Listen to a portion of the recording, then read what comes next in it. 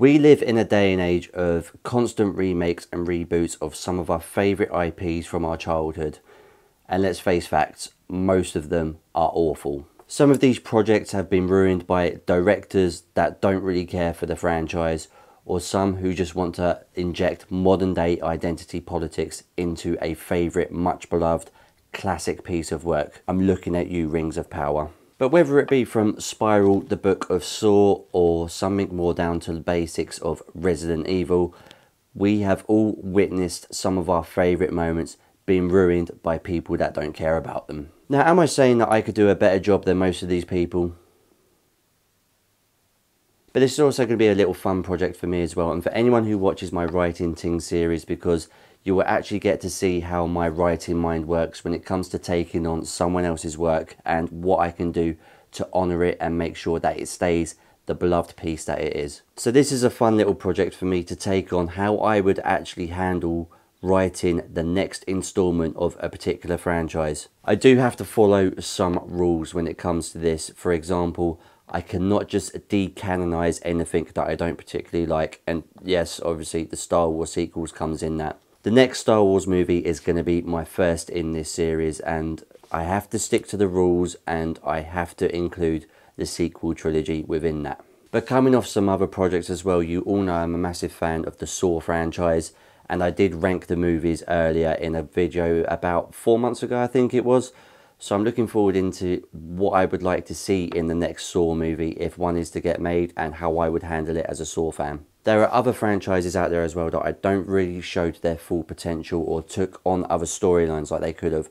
An example of this being The Matrix. As much as it is Neo's story, what I would like to see next, also I do not have to include Matrix 4 because I have not seen it, but I would like to see something about the other characters who do live within the Matrix.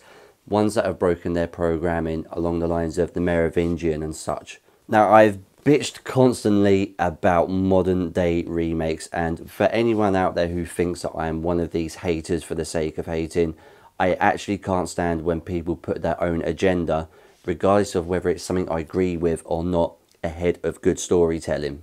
And as much as I might side on one side of this argument, one thing you can never expect to hear from me is me using the term woke.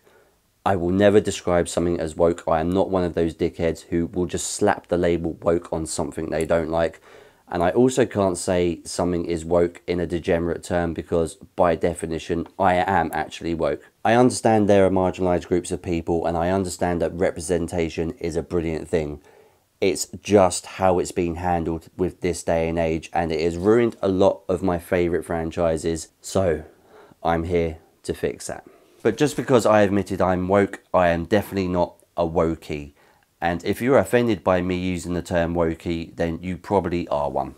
So strap yourself in, because the next video I'm going to be doing is how I will handle the next Star Wars movie. And I'm not going to give away too much at the moment. As much as I do hate the sequel trilogy, I do understand that it brought a lot of new fans to the franchise. Whether I agree or like what they like or not, for me to go out guns blazing and try and eradicate everything I don't like about the sequels is essentially doing to them what Rian Johnson did to us with The Last Jedi. So yeah, this is me, my big ego. Do I think I can do better than a lot of modern writers out there who for some reason are being given endless IPs to fuck up?